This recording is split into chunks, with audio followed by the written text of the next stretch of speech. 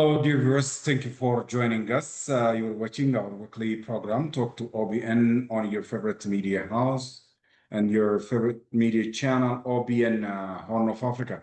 In this edition, we'll be discussing about Ethiopia's national interests and the ongoing political dynamics in the Horn of Africa. To discuss on this matter, I am joining by Professor Lawrence Freeman, live from the US. Professor, thank you for your time. My pleasure to be with you. Well, to begin with, how do you view Ethiopia's national interests this time around? Okay, thank you very much. The primary interest of Ethiopia is the same for every nation, which is that the government is obligated to provide for an improving standard of living for the people. This is absolutely primary, that the government has to steer and direct a policy that will actually provide more physical wealth to the population, to end poverty. Second of all is to maintain the integrity of the nation state. And that means that the citizens of the nation have to rise above their commitment or their fixation on ethnic nationalism and develop a patriotic understanding of being a citizen of this nation state of Ethiopia. And those two areas, Ethiopia has a great deal of work ahead of it to accomplish that. I don't know if they consider those the two primary priorities, but if they're listening to me, they should follow what I'm saying on these questions. Very good, Professor. Which factors make Ethiopia especially vulnerable to external pressure, and how should shape a national strategy? Well, it corresponds to what I said earlier. A country becomes vulnerable when its people are poor, when its people are alienated from the government, when its people don't see themselves as citizens in a nation, and that nation is providing improved physical wealth and services. When you have poor people, when you have desperate people, when you have people who are alienated from their country, they become easy to manipulate, and they're capable of doing desperate things.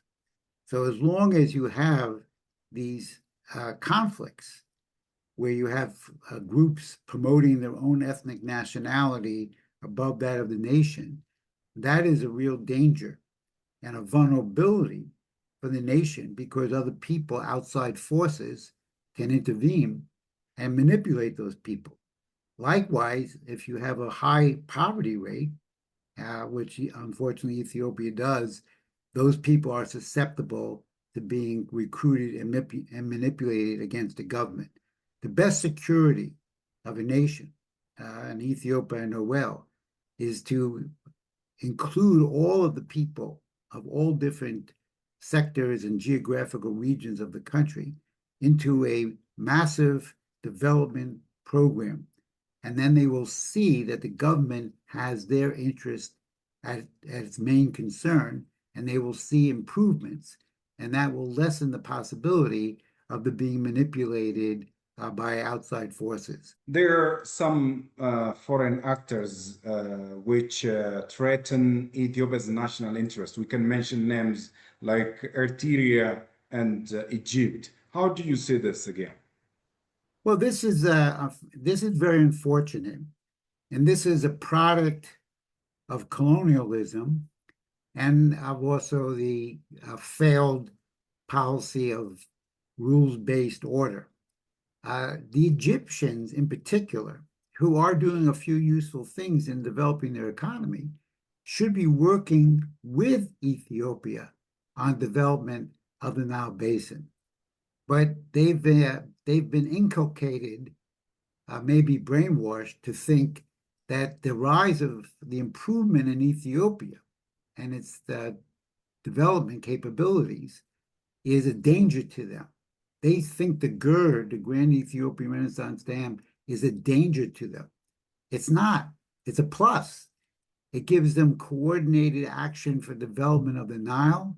It prevents floods. It can provide water in dry periods. It provides electricity. All these things, if the Egyptians weren't thinking as they are, they've sort of adopted the British colonial mindset from the 1900s. And they think that somehow a country in the Nile Basin that's developing and improving is a danger to them and to their position. It's not. This is an area where cooperation can take place. The same thing with Eritrea. Eritrea is a small, poor country. Its economy is not strong, and therefore they would gain, they would prosper, they would develop if they worked with Ethiopia, especially in developing port access with the huge amount of capabilities of the Ethiopian economy. If they work with Ethiopia on establishing a developed modern port in and around the Red Sea, they would gain economically. They would get more revenue. They would get more jobs. And this would actually improve their situation. So from my standpoint, I think Ethiopia has challenges ahead. But I think that the Eritrea in one direction and Egypt in another could think, if they were thinking on a higher level, would understand that cooperation with Ethiopia is in their self-interest. And I hope that they begin to come to that understanding. Well, again, Professor, how do you see again the Ethiopia's government's commitment under Prime Minister Abiy Ahmed's leadership in maintaining its national sovereignty? Well, I've been coming to Ethiopia once or twice a year for, I don't know, a long time, over a decade. I haven't I haven't been invited back this year, but last year I was there for 2 weeks during May, and you could see, and since then I follow in the press what Ethiopia is doing. There is an impulse for improving the conditions in Ethiopia. Addis has been transformed completely. I walk the city every time I go there, but there's still areas where there is a lot of room for improvement. The agricultural sector is also improving. The use of irrigation is improving. There's an attempt to improve the development of industry. I met with the Minister of Industry when I was there and the Ministry of Agriculture, and they visited some farms and some companies. But a lot more has to be done. The wage being paid to the workers, especially in the garment industry, is much too low. And in the areas outside of Addis, there's not been enough development. So the rate of poverty and the rate of unemployment is still much too high. And this has to become a primary focus. It may already be, but the results have to improve in these two areas. So the Prime Minister is correct that we have to have one nation of Ethiopia. I've been advocating for many years now for a change in the Constitution that actually defines citizenship, and there has to be a robust dialogue with all the people in Ethiopia that ethnic nationalism is not the basis of one's identity. It's a failed belief structure. Your identity is as a human being and as a member of a nation. So those are areas that a lot of involvement and input has to be made. I've been trying to get my ideas adopted in these regards, but it's been a slow process. More has to be done in these two critical areas. Obviously, Professor, you're an advocate for Africa's prosperity, and all the infrastructure happening in Ethiopia are being praised by you and other scholars. And let's talk about the Grand Ethiopian Renaissance Dam. It's been inaugurated. It's been completed and inaugurated before a couple of months, and it remained global news. Why Egypt still remained anti this continental project? Well, the problem is the way people think. People, the minds are governed by ideologies. And in my country, too, now, we have a great challenge to get people to think on a higher level. And they're very susceptible to being dragged down into the gutter level of thinking. Because Egypt is still thinking in an old mode of competition, of a zero-sum game. If Ethiopia is developing, somehow the Egyptians think that they're going to be below the Ethiopians. If one country is developing, the other country has lost its status. And this is absolutely wrong. This is a British Anglo-American ideology that has actually failed, and we're seeing it now as the Western system is beginning to collapse completely. And the Egyptians have to see that it's in their self-interest for Ethiopia to have the GERD, because you're producing electricity. There's no consumption for agriculture. There can't be by the location of the dam. There's no room to divert any water for agriculture. So it all flows very quickly into the Nile in Sudan, and then travels north to the Mediterranean and passing through Egypt and the Aswan Dam. So it's a complete pass-through, and everybody gains by it. Sudan gains because they won't have flooding and droughts of the Nile. Egypt gains by having a steady flow of water. And the whole region, the 10 nations of the Nile Basin, gain because there's now electricity. Electricity is the biggest single deficit that is killing African nations. And I'm going to be making a speech on this today at the National Press Club. This is the problem. So that anywhere you see an improvement in electricity, then you're actually seeing a little bit of progress for all of Africa, because the lack of electricity has kept Africa down, has prevented it from industrializing, including Ethiopia. But all the countries suffer from this.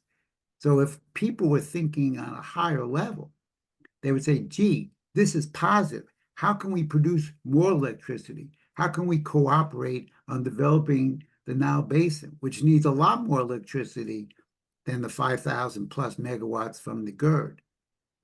So we were dealing with ideologies and defective thinking mindsets, if you will, that prevent people from thinking on the level of reason.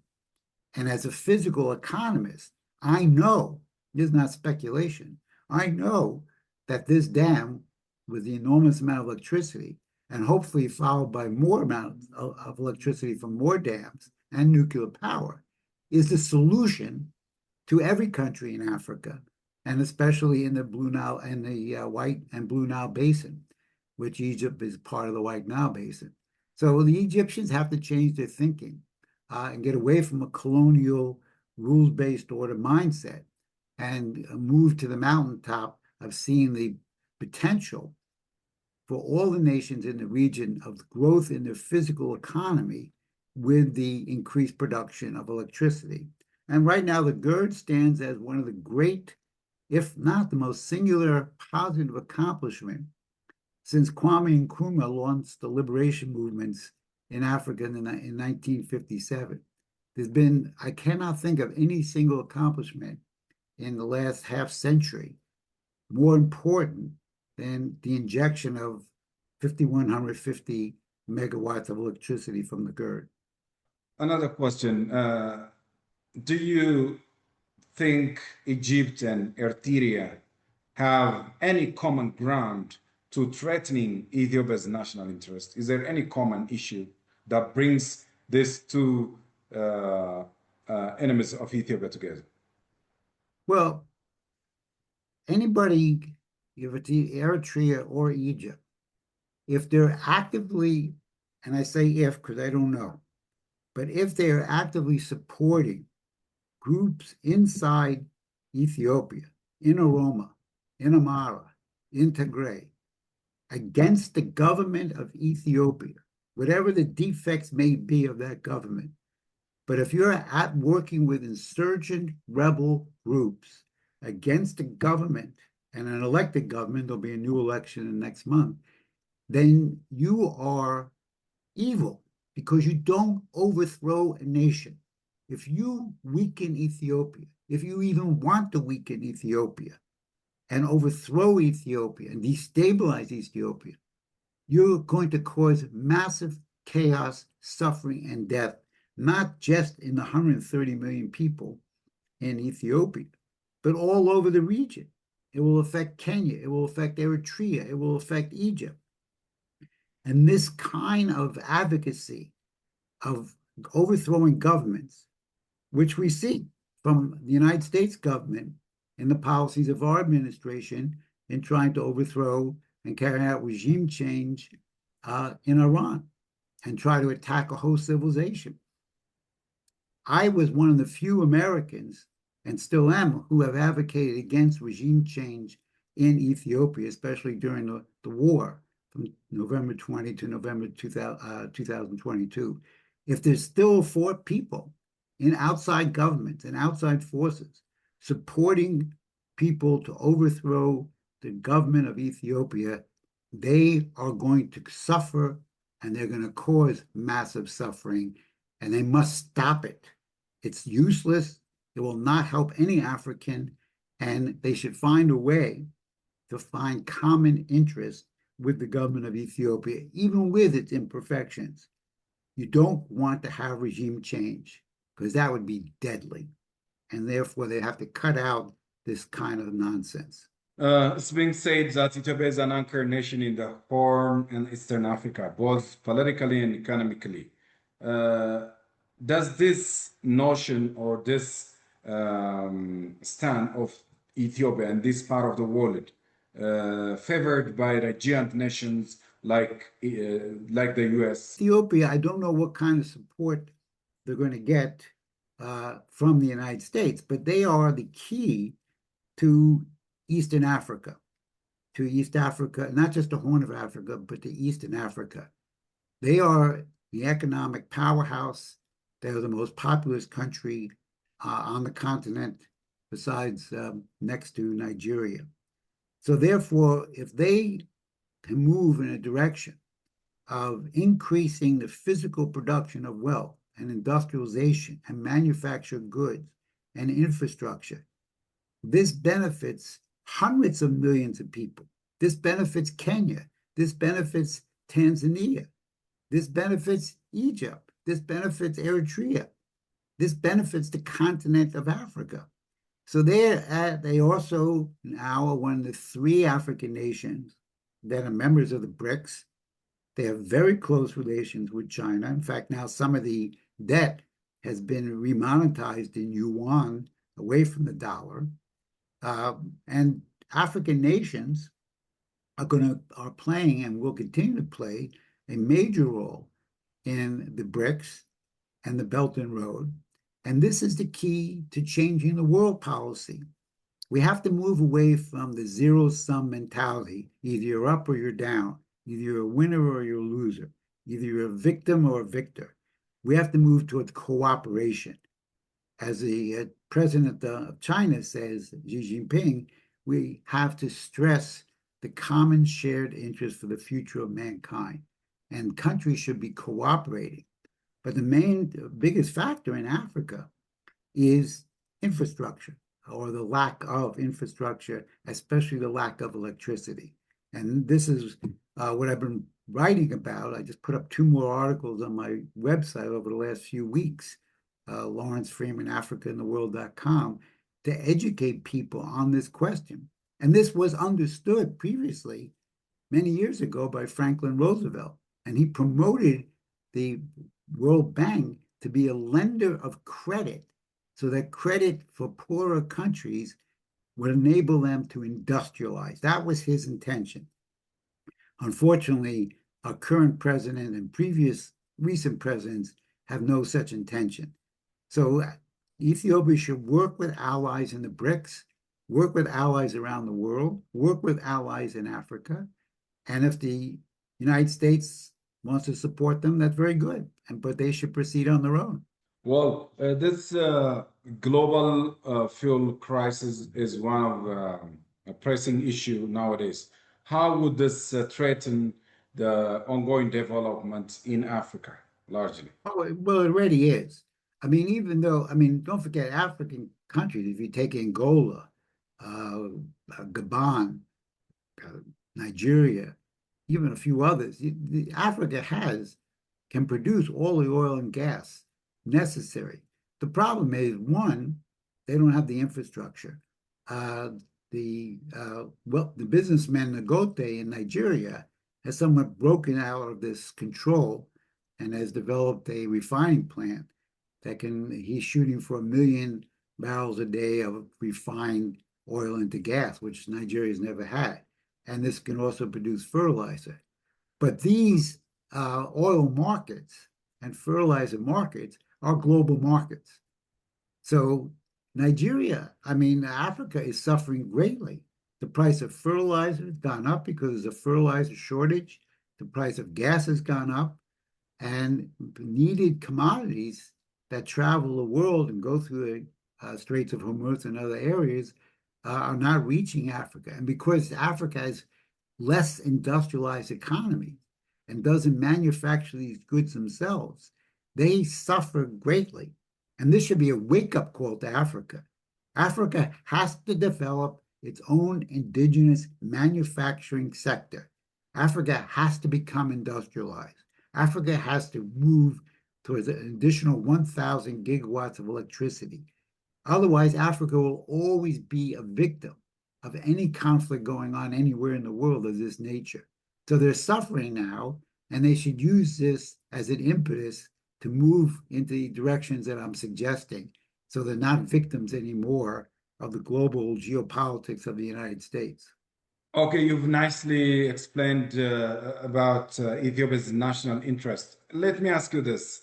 Uh, what has to be done by Ethiopian diaspora who lives overseas in defending their national interest? Well, that's a very important question because the diaspora, uh, during the war, 2020 to 2022, the diaspora in the United States promoted me quite a bit because of my involvement in supporting the government against regime change from the TPLF.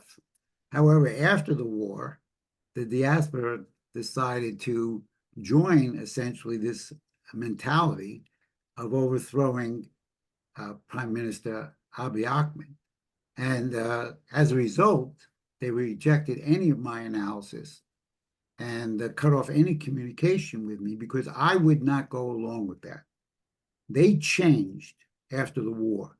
They are supporting groups who are involved in destabilizing the nation state of Ethiopia, and they're trying to overthrow or carry out regime change against the government of Prime Minister Abiy Ahmed. They changed. I didn't. I recognize weaknesses in every government that I deal with, as I've been doing for 40 years. But I also recognize that the solution is not overthrowing the nation state, is not regime change. So they right now are playing a very negative role. And they really should change, but they're so dug in. The best thing for the diaspora would be to become patriotic again and work towards economic growth for the nation of Ethiopia. And we have to end as soon as possible through reconciliation, peace agreements, negotiations, these internal insurgent groups that are threatening the stability of the nation. That has to be resolved as soon as possible. And if the diaspora is not supporting that, but continues to support these groups to overthrow the government, they're not behaving as patriotic Ethiopians. And that's something that should change. And shame on them for carrying out policies against the country of Ethiopia. Okay, Professor, again, it's been 8 years since Prime Minister Abiy Ahmed's leadership came to power, and recently the eighth year has been marked. How do you see all the political dynamics and the developments happened in Ethiopia over the past 8 years? Well, as I've mentioned, we've seen improvements. We've seen the fruition of the Grand Ethiopian Renaissance Dam, which was started by his predecessors. But to his credit, he continued it, and it was inaugurated, I think, September 9th of 2025. That itself is a singular accomplishment. We've seen the increase in the production of food because, unfortunately, African nations have spent years spending billions of dollars importing food.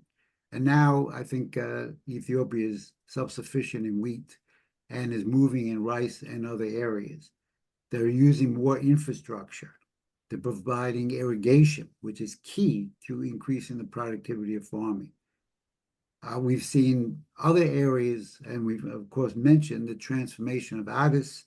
I've seen improvements in Adama and other manufacturing centers. So this is all good, but it's not enough. And that's the problem. We cannot get satisfied. We have still, outside of Addis, there is too little infrastructure. That has to change. And we still have conflicts going on, which are undermining development and speed of development for Ethiopia. So I think we've seen progress over the period that you mentioned, 2018 to now. The country to be supported, the government to be supported by the majority of the people in Ethiopia has to continually show an improvement in the material standard of living of themselves and their family, and presenting and carrying out a policy that will lead to the development of their children and grandchildren into the future. That has to become more articulated by the government. Thank you. Thank you very much. Professor Lawrence Freeman, thank you for your expertise. We really appreciate you on behalf of OBN Horn of Africa. Dear viewers, this brings you the end of our edition for today. See you next time with another edition. Bye-bye. Take care. Have a good one. Thank you.